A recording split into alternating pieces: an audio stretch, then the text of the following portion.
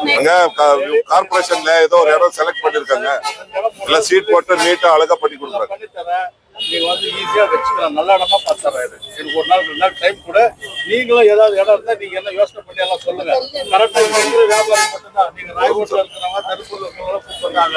இங்க இருக்கிற வியாபாரிகளுக்கு நாங்க ரெடி பண்ணித்தரோம். அந்த ரெடி பண்ணிடுறேன்.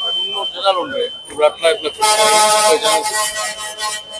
30 ஜனல் தான் உண்டு. கால் பண்ணி நீ 2 நாள் கேட்பேன். எங்கம்மா அம்மா நீங்க அங்கிருந்து வந்து என்ன பண்ணீங்கன்னு எனக்கு எல்லாம் தெரியும். வந்து எல்லாமே வந்து அப்படி அப்படியே போட்டு போயிடுறீங்க. அதனாலதான் பிரச்சனை. ஆனா வீல் மட்டுமா தீபாவளிக்கு மட்டும் 5 லட்சம் தீபாவளி ஆயுத பூஜைக்கு 5 லட்சம்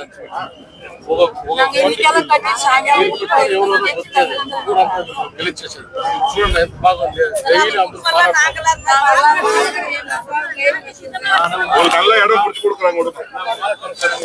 சங்கத்துல நிர்வாகியா இருக்கும். இங்க வந்துட்டு ஒரு 6 மாசமா வந்து கடைங்க எடுங்க எடுங்கன்னுட்டு எங்களுக்கும் மீட்டிங் போட்டாங்க. நாங்க கையெழுத்து போடல, கடைங்க எடுங்கன்னு கையெழுத்து போடல. எந்தெந்த இடம் கொடுத்துருக்காங்கன்னு 10 இடம் கொடுத்துருக்காங்க. அந்த 10 இடத்துல வந்து யாருமே அங்க போய் வாழ முடியாது. எல்லாம் வாழாத இடம் தான் கொடுக்குறாங்க. அப்படி இருக்கிற இடத்துல போயிட்டு அங்க போய் அவங்க பிள்ளை குட்டிங்களை எப்படி வாழ வைப்பாங்க? ஒரு ஹாஸ்பிட்டல் செலவு திடீர்னு எப்படி பார்ப்பாங்க? ஒண்ணுமே அங்க இப்ப பைனான்ஸ் கட்டணும், லோனுங்க கட்டலனாலும் போலீஸ்காரங்களை தூக்கி எடுத்து போடுறாங்க, தூக்கிட்டு போய் உள்ள போட்டுருங்கன்னுட்டு. கட்டலனாலும் பிரச்சனை, கட்டுறதுக்கும் இடம் இல்ல. வாழ்வாதாரம்னா இந்த எல்லாருக்கும் பாதிப்பு தான். இப்போ இருக்கிறவங்களும் இருக்காங்க, இல்லாதவங்களும் இருக்காங்க.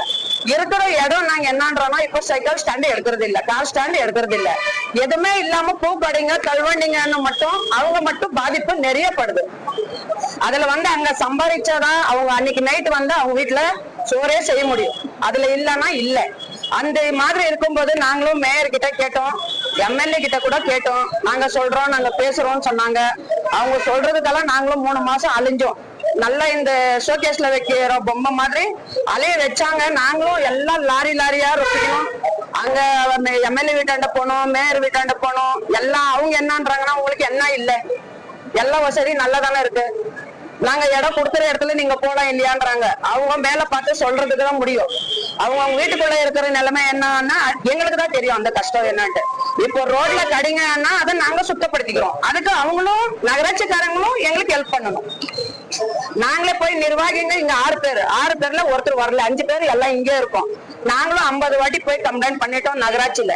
என்ன பண்ணோம்னா நகராட்சிக்காரங்களை அனுப்புங்க, குப்பை அங்க இருக்கு, இந்த ரோட்ல கடிங்க இருக்குது, அதை கொஞ்சம் ஒதுக்கி ஒரு லைன்ல போடுங்க, பெருசா இருக்கிறது சின்னதா பண்ணிக்கிறோம், நீங்க சொல்ற மாதிரி நாங்க கேட்டுட்டு போறோம்ட்டு நாங்களும் சொன்னோம். யாருமே காதுல போட்டுக்கல. அவங்க கிட்ட சொன்னா நாங்க அவங்க கிட்ட சொன்னா என்னன்றாங்கன்னா, இல்லம்மா கமிஷனர் கிட்ட பேசணும், நாங்க பேசிட்டு சொல்றோம், இல்ல இந்த பிரபாகர் சார் கிட்ட பேசணும், பேசிட்டு சொல்றோம். ஆனா இப்ப கூட நாங்க அவங்க கிட்ட கேட்டோம், ஒன்றும் பண்ண முடியாதுமா, அங்க வியாபாரம் ஆகுது. நான் வந்து பூ வாங்குறேன்றாரு ஒரு அதிகாரி. ஒருத்தர் வந்து பூ வாங்கினா எல்லா வாழ்வாதாரம் ஆயிடுதா? இங்க 1000 பேர் இருக்காங்க, 1000 கடையில ஒருத்தர் கிட்ட ஒரு பூ வாங்கினா ஒருத்தர் பழிக்கலாம், மத்தவங்க எல்லாம் என்ன பண்ணுவாங்க? அது யாரும் யோசிக்கல. நாங்க எல்லா இடத்துலயும் கம்ப்ளைண்ட் பண்ணிட்டோம். மீறாததுக்கு எதனா பேச போனா நல்ல